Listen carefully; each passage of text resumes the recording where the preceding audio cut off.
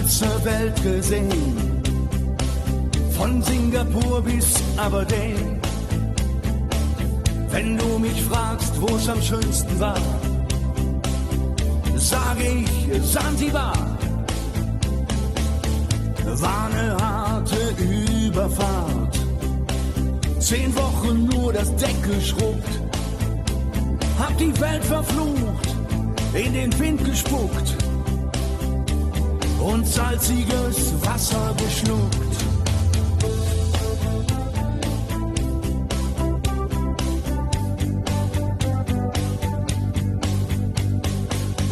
Als wir den Anker warfen, war es himmlische Ruhe und die Sonne stand senkrecht am Himmel. Als ich über die Reling sah, da glaubte ich zu träumen, da waren 1000 Boote und sie hielten auf uns